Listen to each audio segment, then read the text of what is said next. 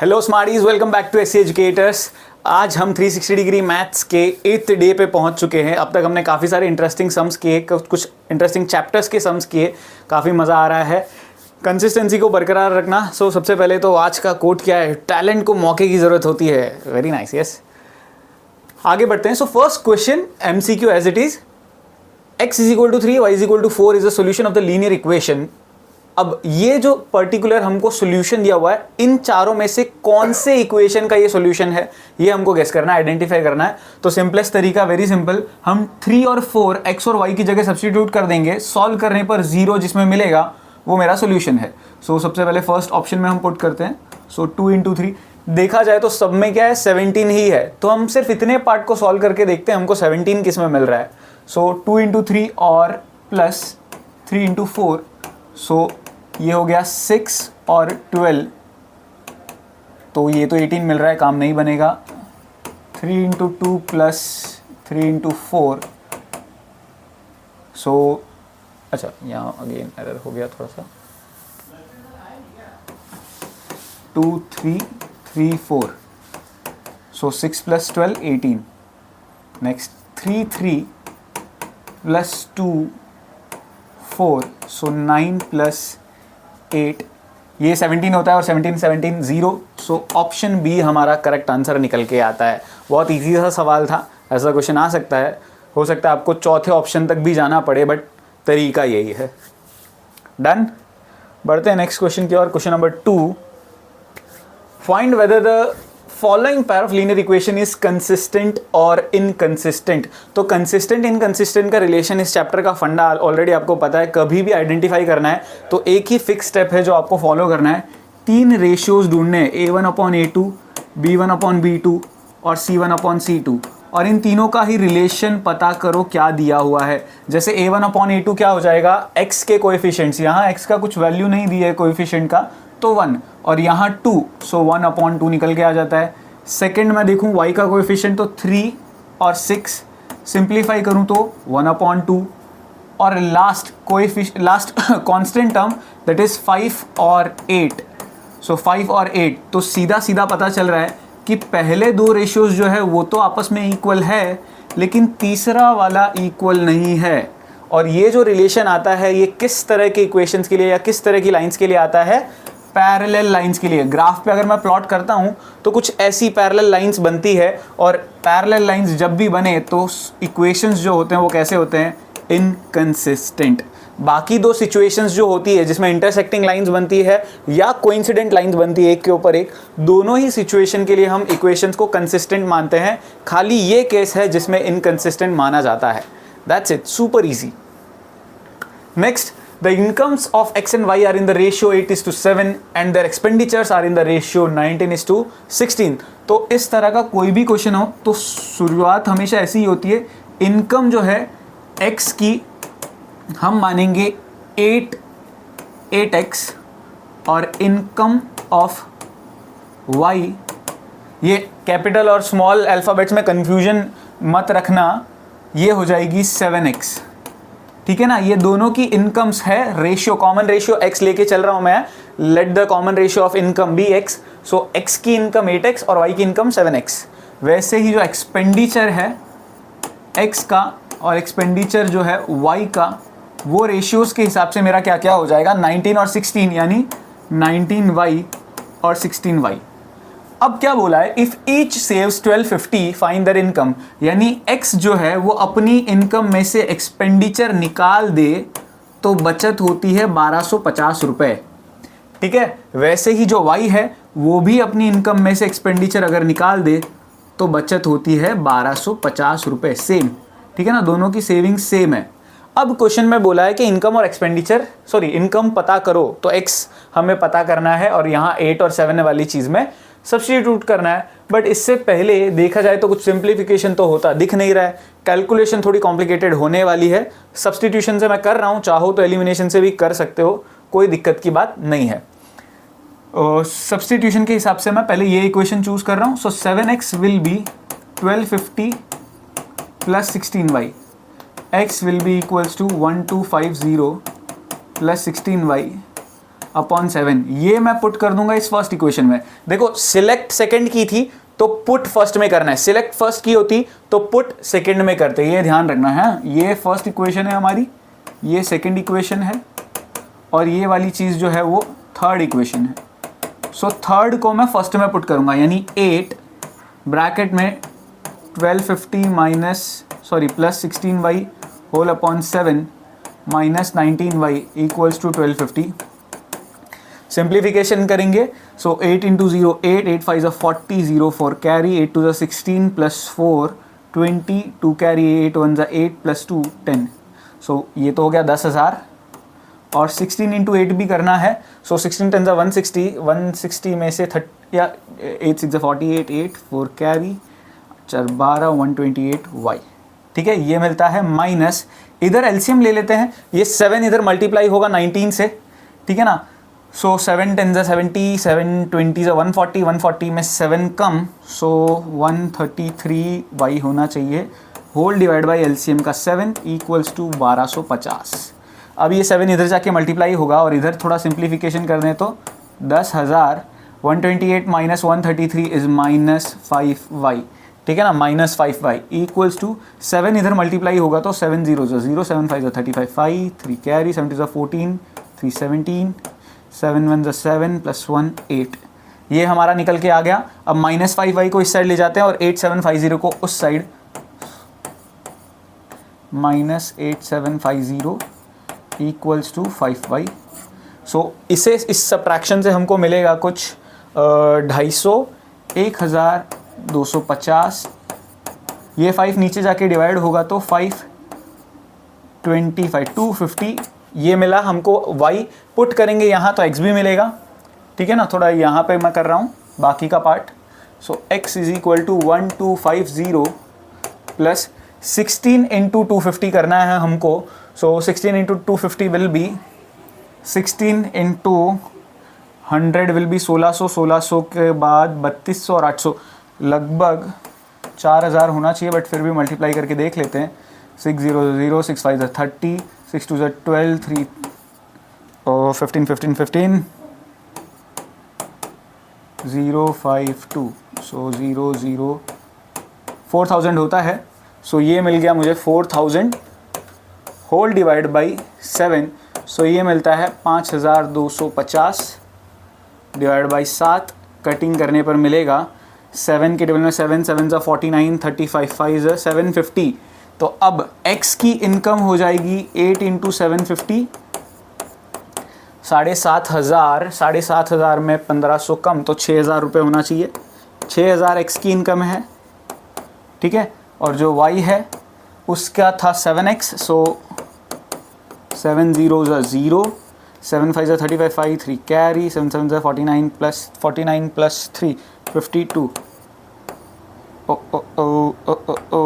5,250 रुपये हमारे इस y पर्सन की है। x पर्सन की इनकम 6,000 रुपये और y पर्सन की इनकम 5,250 रुपये।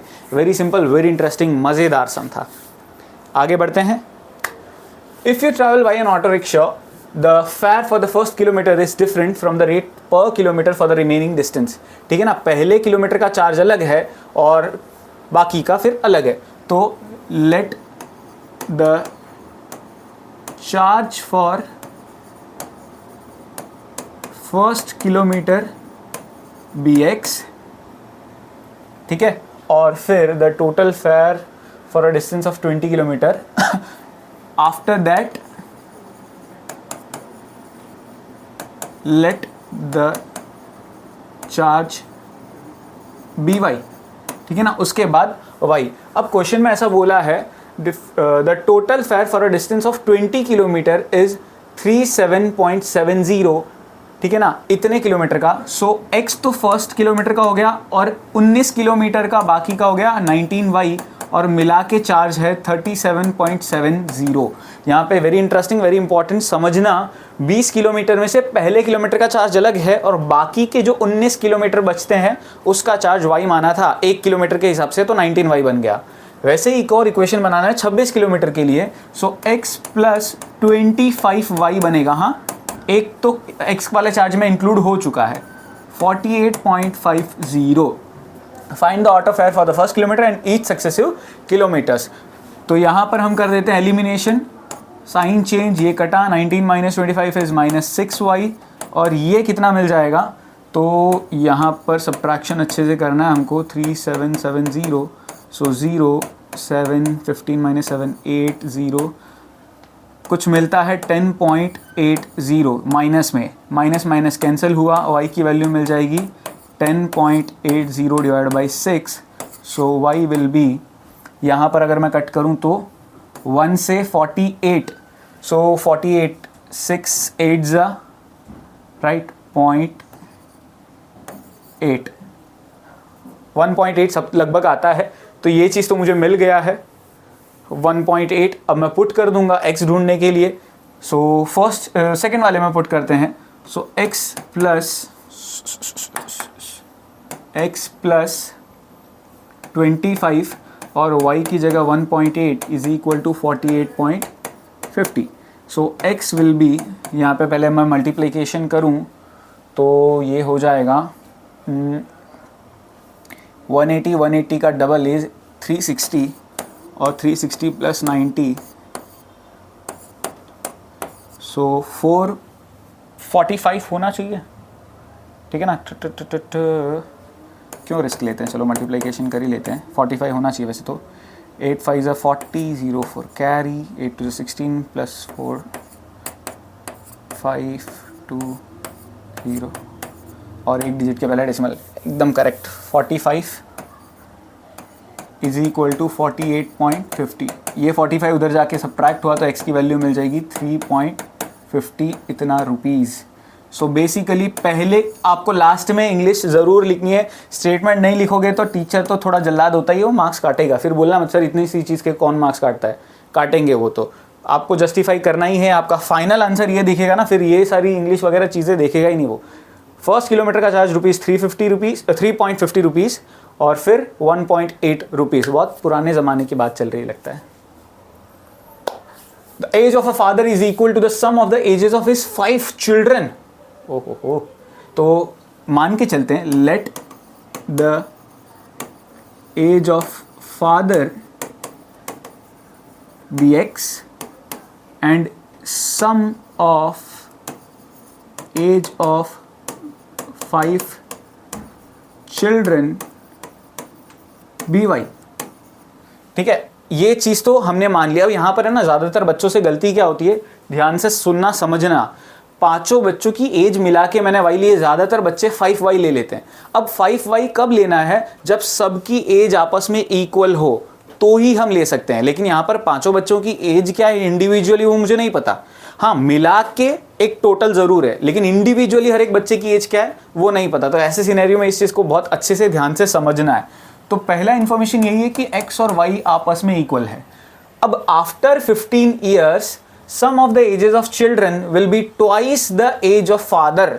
तो सबसे पहले तो आफ्टर 15 ईयर्स, ठीक है ना, आफ्टर 15 ईयर्स फादर की एज क्या हो जानी चाहिए logically, x plus 15 sum of children, ठीक है ना, एजेस ऑफ, ठीक है ना, सम ऑफ चिल्ड्रन, जो पांचों बच्चे हैं उनकी एजेस का सम क्या हो जाना चाहिए. देखो अभी कितना था y, 15 साल बाद ऐसे 5 बच्चे हैं. तो ऐसा तो नहीं सिर्फ एक बच्चे की 15 साल से उम्र बढ़ जाएगी. अगर एक बच्चा अभी 15 साल का है तो 15 साल बाद उसकी एज 30 साल हो जाएगी. 15 ऐड हुआ, लेकिन ऐसे 5 बच्चे हैं तो 15 15 15 15 15 5 टाइम्स 15 दैट इज 75. अब रिलेशन दोनों में क्या दिया हुआ है कि sum of the age of children is twice the age of father. ये रिलेशन दिया हुआ है. यहां खेल खेल लेते हैं तो ध्यान से समझना, गलती मत करना. सो y प्लस 75 जो कि बच्चों की एज है वो 2 गुना है फादर की एज के.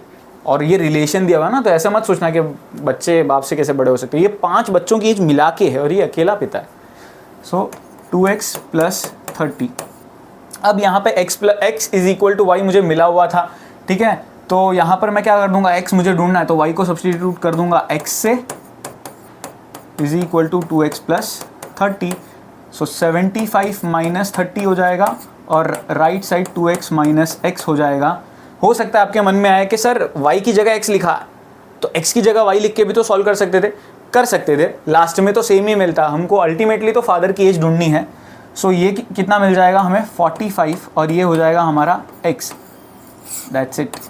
इसका मतलब क्या हुआ कि फादर की करंट एज जो है, प्रेजेंट एज जो है वो 45 ईयर्स है। लास्ट में स्टेटमेंट ज़रूर लिखना, इंग्लिश स्टेटमेंट होना ही चाहिए, वहाँ मार्क्स कट सकते हैं।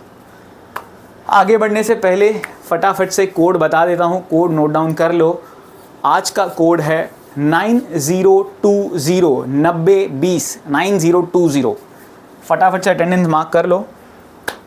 सो a test consist of true और फॉल्स क्वेश्चंस 1 मार्क। इस तरह का क्वेश्चन बहुत इंटरेस्टिंग होता है, ये पूछा गया है केस स्टडी में, खास करके पूछे जाते हैं इस तरह के क्वेश्चन। अगर आपको ऑलरेडी आपके टीचर ने करा देना, वेरी नाइस।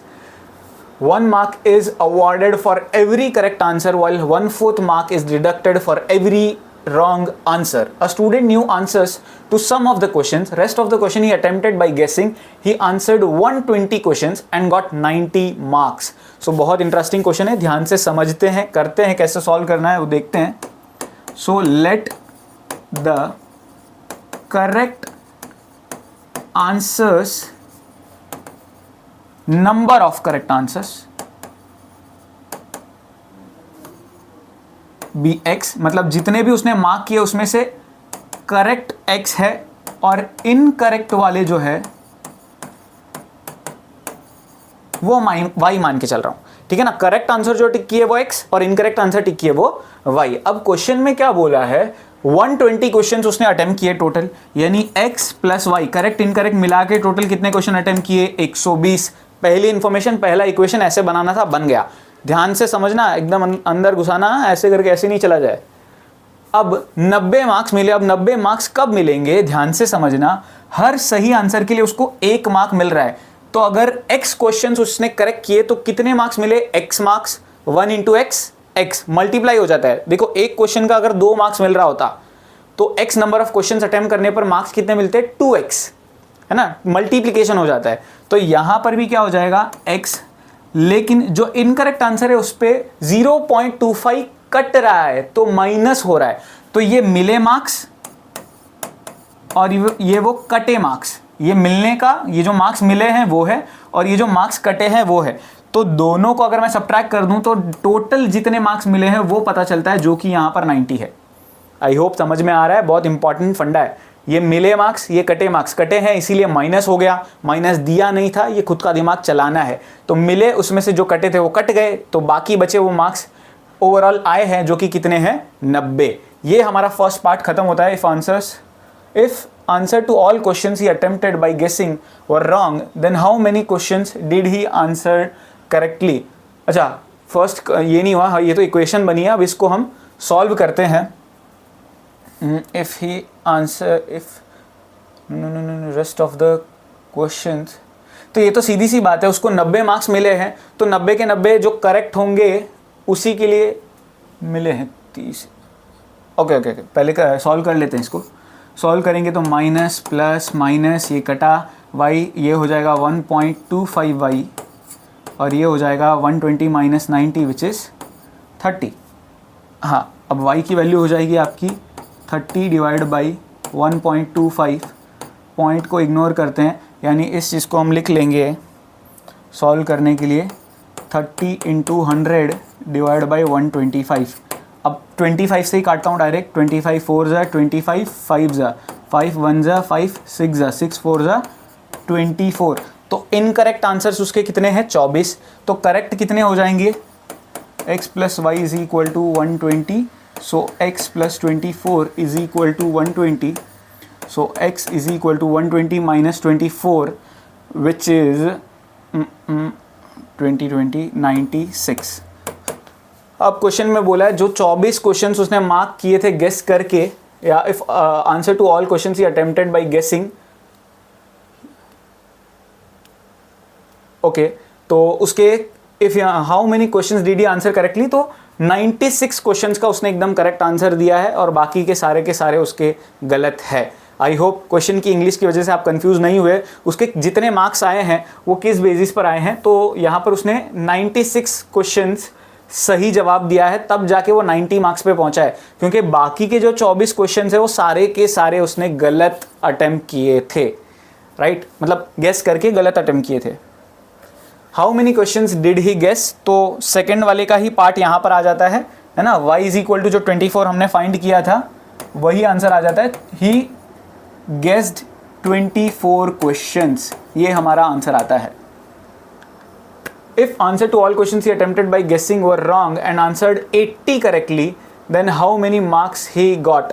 ठीक है ना, if answer to all questions he attempted by guessing were wrong, 80 correctly, so 80 plus y is equal to 120, y is equal to 40।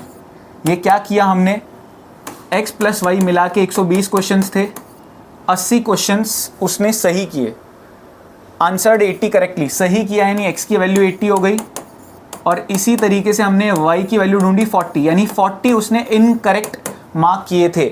सो हमें पूछा how many marks he got. अब मार्क्स कितने मिले वो पता कर लेते हैं, तो ध्यान से समझना।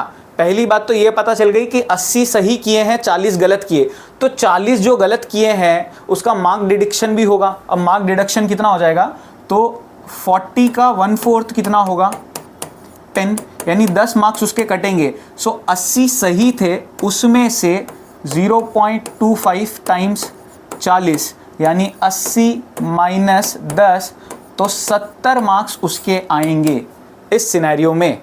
आई होप समझ में आ रहा है। बहुत इंटरेस्टिंग क्वेश्चन है ये, बहुत ज़्यादा इंटरेस्टिंग क्वेश्चन है।